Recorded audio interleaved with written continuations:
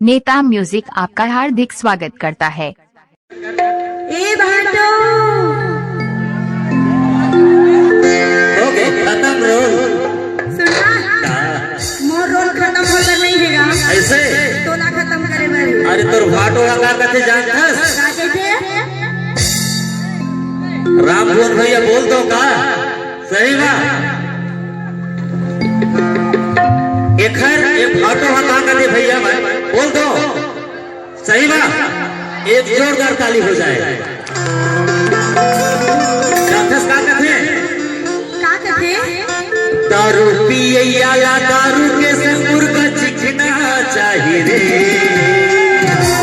अच्छा मैं हाँ नहीं कहूँ तो फाटो हका जानथस का कहते दारू पियैया दारू के संग मुर्गा चिकना चाहिए। अब मैं हका तो जानता बताओ बताना प्यार करियाला चोरी चोरी मांगना चाहिए रे। प्यार करियाला चोरी चोरी मांगना चाहिए रे।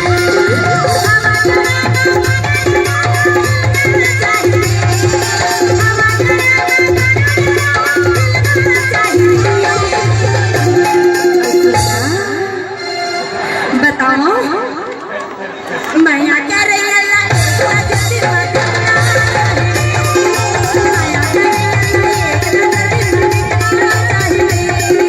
दारू पियैया दारू के संग मुर्गा चिकना चाहिए रे। दारू पियैया दारू के संग मुर्गा चिकना चाहिए रे। ए प्रियंका अरे मुरजान चल भागे तेरे परान के सुनबो काहे और भैया हका भुवन भैया का कहते तो ही तो साथ थे मौला नहीं जाना ओले भाग के त काला साथ थे और जानथस काहे 50 रुपया देते फरमाइश बरोहा अच्छा तोला का कहते जानथस का कहते प्यार करियाला चोरी चोरी मांगना चाहिए रे। प्यार करियाला चोरी चोरी मांगना चाहिए रे।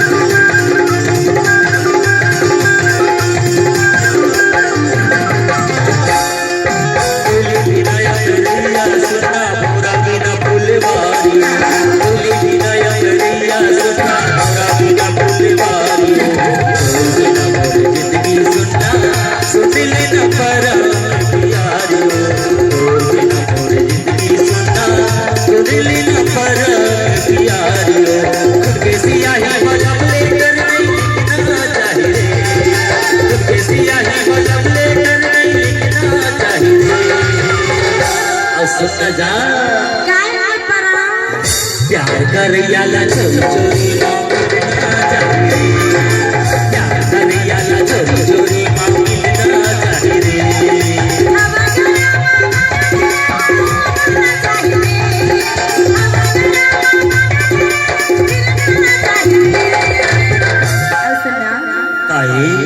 कैसे जी आप मन कौन कौन माया करे है नहीं करे तुमन करे भाजा नहीं करे ना तुमन कहां ले करिए तोहरा आधार कार्ड नहीं बने है।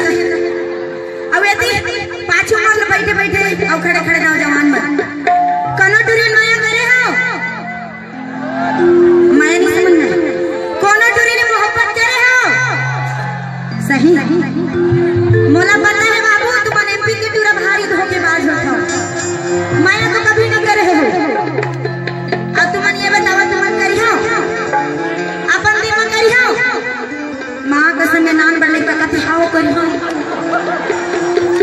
मैं तो परेशान हो जाओ दादा तहां खड़ी हो जा बेटा तो मम्मी कोने तेरा को बता दे काबर की अपन मम्मी ने मैं बताना चाहता हूं कि दीदी ये लड़का की मम्मी जेन होई हां तेन हां लड़का ला संभाल लो। काबर की अपन जवानी माना पता नहीं कौन कौन ट्रिक जिंदगी बर्बाद कर। अच्छा ये बताओ माया काल कैसे होते तुम जानता? माया कैसे होते जानता? नहीं जाना ना? मैं बताता हूँ कैसे होते। बताओ कैसे होते, बताओ। एक बार जोरदार ताली बजाओ तबे बताओ। वाह पूरा माया के बात बताने पर ताली बजाते। तो बताओ कैसे होते? अरे तार में तार मिलता है तो 60 हो जाता है। अरे तार में तार मिलता है तो 60 हो जाता है। और आंख से आंख मिलता है तो माँ के संग प्यार हो जाता है। का हो के भाटो तोला सुनना का है ये भाटो हम कुछ कहे चाहते। अरे तोर कान में बताए हमें कुछ कहे बार ये तोर भाटो जानता का दे तोला का कहते? अभी तक का बोले है तार बा तार मिल जाते तो 60 हो जाते। तो ये तोर भाटो का दे तोला जानता कि हम गम की आंधियों से गुजर जाएंगे, हम सागर की लहरों में उतर जाएंगे। ये तोर भाटो हल्का अच्छा और कान में कहे कि हम गम की आंधियों से गुजर जाएंगे, हम सागर की लहरों में उतर जाएंगे और हमें मारने के लिए फांसी की नहीं है जरूरत, हमें अपने दिल से निकाल दो, हम यूं ही मर जाएंगे। ऐसे तो सुनना अभी यकीन हो गया ना तुम्हारा कैसे होता है? तो फिर का रूल्स बता देता हूँ। माया करे अल्लाह एक नजर बदलना चाहिए,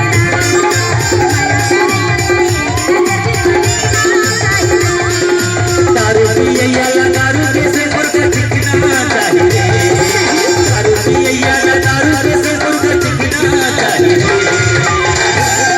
अच्छा अब ये प्रियंका लव करैया ला चोरी चोरी